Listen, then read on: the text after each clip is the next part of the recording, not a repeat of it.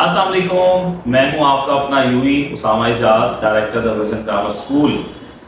आज की जो एपिसोड है हमारे एजुकेशन सफ़र में, उसमें हमारे सेकेंड ईयर के जो बच्चे हैं उनके एग्ज़ाम्स हैं इंशाल्लाह कल से। तो सबसे पहले तो बहुत सारी दुआएं, बहुत सारी बेस्ट विशेस उन तमाम बच्चों के लिए जो सेकेंड ईयर अपेयर करने जा रहे हैं एंड होप कि उनके रिजल्ट्स उनकी तवक्कुआत से बढ़कर उनको मिलें और खूब कामयाबियां समेटें सारे बच्चे। आज की वीडियो इसलिए बहुत ज़रूरी है कि सेकेंड ईयर के बाद स्टूडेंट्स जो है वो अपना करियर जो है वो चूज कर रहे होते हैं और आगे का पूरा जो जिंदगी का सफर है, प्रोफेशनल करियर जो है उसके अंदर उनकी गाइडलाइन बहुत ज़रूरी है। सो हमारे इस एजुकेशन सीरीज के अंदर हमने अपने बच्चों के लिए आज की एपिसोड जो है वो रिकॉर्ड की है। तो होप्स हो कि सारे बच्चे इसको गौर से देखेंगे और इससे मुस्तफीद होंगे। सबसे पहले तो जी जो मेडिकल फील्ड को ऑप्ट कर रहे हैं, इंजीनियरिंग को ऑप्ट कर रहे हैं, बिजनेस को ऑप्ट कर रहे हैं, लॉ को कर रहे हैं और सोशल साइंसेस के लिए जा रहे हैं या आर्मी फोर्सेस के लिए जाना चाहते हैं या अदर फोर्सेस हैं या कोई और फील्ड्स को ऑप्ट करना चाह रहे हैं, तो सबसे पहला काम तो आप लोगों ने सेकेंड ईयर के एग्जाम से फ्री होते ही अपने प्रैक्टिकल्स के दौरान ये सर्च करना है कि कौन कौन सी यूनिवर्सिटीज़ आपसे रिलेटेड जो आपका एम है उससे रिलेटेड आपके प्रोग्राम्स को ऑफर कर रही है और वहाँ पर क्या क्या मेरिट है और क्या क्या रिक्वायरमेंट्स हैं, कौन कौन से एंट्री टेस्ट रिक्वायर्ड हैं। जो बेसिक एंट्री टेस्ट मौजूद हैं उनके अंदर NTS जो जनरली चल रहा होता है और उसके बाद MCAT होता है मेडिकल वालों के लिए, और अगर आपने आर्मी से रिलेटेड मेडिकल में जाना है तो NUMS का MD-CAT है। इंजीनियरिंग के लिए आप E-CAT देते हैं, USAT है, LAT है और different universities NUST, GK, FAST, COMSAT, LUMS इनके अपने अपने टेस्ट मौजूद हैं। तो सबसे पहले उन सबको ऑनलाइन सर्च करें, उनकी क्रेडिबिलिटी चेक करें और क्राइटेरिया चेक करें और उसके लिए ज़रूर अप्लाई करें विदाउट वेस्टिंग योर टाइम।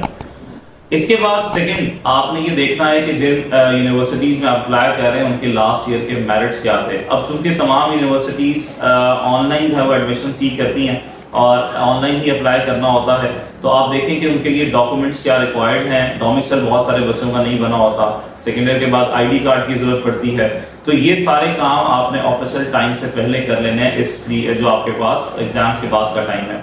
और ऑनलाइन डॉक्यूमेंटेशन के लिए ज़रूर गाइडलाइंस लें, बिकॉज बहुत सारे स्टूडेंट्स हैं वो अवेयर नहीं होते how to fill the form, how to write the personal statements. तो अभी उसके ऊपर भी इंशाल्लाह हमारी एपिसोड आएगी कि पर्सनल स्टेटमेंट्स कैसे लिखते हैं और ऑनलाइन जो है वो आप कैसे फॉर्म्स को फिल कर सकते हैं। इसके हवाले से आपकी कोई भी क्वेरी हो ज़रूर हमसे शेयर करें, हम उसके ऊपर भी आपको गाइडलाइंस प्रोवाइड करेंगे। तो अपने टाइम को वेस्ट किए बगैर आपने इनके बारे में ख्याल रखना है। अब प्राइवेट और जो गवर्नमेंट पब्लिक यूनिवर्सिटीज़ हैं उनमें क्या डिफरेंसेस हैं। आपको मालूम है कि जो पब्लिक यूनिवर्सिटीज़ हैं वो नॉर्मली आपके एग्जाम रिजल्ट्स के बाद जो है वो एडमिशन सी करते हैं। प्राइवेट यूनिवर्सिटीज़ बहुत सारी जो है वो बिफोर टाइम ही आपके एंट्री टेस्ट लेकर और अपनी सीट्स और अपने एडमिशन्स को ओपन करती हैं on the basis of your first year result. तो इसलिए अवेयर रहिएगा टाइम से, क्योंकि टाइम इज़ मनी। बहुत सारे बच्चे बाद में जो है वो ये कहते हैं कि जी हमारा टाइम निकल गया, हमें पता ही नहीं चला। तो अपनी तमाम जो रिक्वायरमेंट्स हैं उसको बिफोर टाइम आपने पूरा करना है, अवेयर रहना है, ऑनलाइन सर्च करें, डिस्कशंस करें और उसको अप्लाई करते रहें। इसमें बड़ी अहम एक बात आती है, बहुत सारे स्टूडेंट्स हैं वो ये बात पूछते हैं कि जी प्राइवेट यूनिवर्सिटी और पब्लिक यूनिवर्सिटीज़ की डिग्रीज में शायद वैलिडिटी का बहुत फ़र्क है। ये बात याद रखें कि जो HEC रिकग्नाइज यूनिवर्सिटीज़ हैं वो सबसे पहले तो आपको एडमिशन ही तब देंगे जब आपका इंटरमीडिएट में 60% से रिजल्ट ऊपर होगा। तो बहुत सारे स्टूडेंट्स इस चीज़ को मद्देनजर नहीं रखते हैं, तो एग्जाम्स अभी होने लगे हैं। तो मेरी गुजारिश है कि अपना फुल बेस्ट दें ताकि आप 60% से ऊपर मार्क्स लें। फर्स्ट ईयर में अगर आपके कम मार्क्स आए हैं तो सेकेंड ईयर को बिल्कुल इंप्रूव करें और जिनके फर्स्ट ईयर में से आए हैं वो सेकेंड ईयर में और ज़्यादा मार्क्स इंप्रूव करें ताकि वो मेरिट बेस्ड स्कॉलरशिप्स भी ले सकें और मेरिट पर अपने रिक्वायर्ड यूनिवर्सिटीज़ या एम यूनिवर्सिटीज़ उन पर अप्लाई कर सकें। प्राइवेट यूनिवर्सिटीज़ में आपको 60% से ऊपर में दाखिला तो मिल जाता है, लेकिन वहाँ पर आपको फाइनेंशियल बैरियर्स का बहुत सामना करना पड़ता है। बिकॉज अब जो हर यूनिवर्सिटी है वहाँ पर 1.5 से 2 लाख रुपए पर सेमेस्टर फीस चल रही है और जो पब्लिक यूनिवर्सिटीज है वहाँ पर मेरिट मोस्ट ऑफ द अच्छे डिपार्टमेंट्स जो हैं वहाँ पर 85 और 80% से ऊपर जो है वो तमाम डिपार्टमेंट्स के मेरिट है। सो आपके पास विंडो बड़ी लिमिटेड सी है और अगर आपके 60% से नीचे मार्क्स आते हैं तो वहाँ पर भी मेरी आप तमाम स्टूडेंट से गुजारिश है कि परेशान इस हवाले से ना हो, क्योंकि 45% से लेकर 60% तक आप लोग ADB के प्रोग्राम्स को ऑप्ट कर सकते हैं। उसमें बहुत सारा वाइड रेंज है।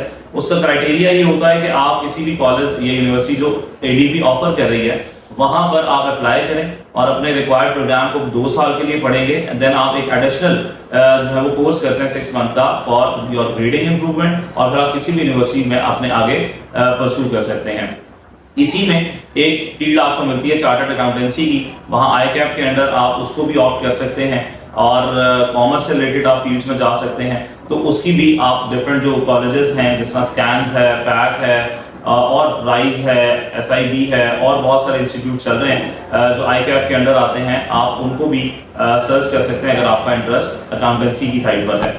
So these are some areas जहां पर आपको काम करना है और इंशाल्लाह फर्दर इससे रिलेटेड जो आपकी इंफॉर्मेशन है वो भी आपको मिलेगी, खास तौर पे स्कॉलरशिप से रिलेटेड। तो उसमें 3-4 किस्म की स्कॉलरशिप्स का मैं यहाँ बता देता हूँ, जिस पर हमारी अगली एपिसोड पर आपको डिटेल्स भी मिलेंगी, कि जिसमें HEC की मेरिट स्कॉलरशिप मौजूद है जो कि आपकी पब्लिक यूनिवर्सिटीज के लिए है, तो उसके लिए आपको नंबर्स चाहिए।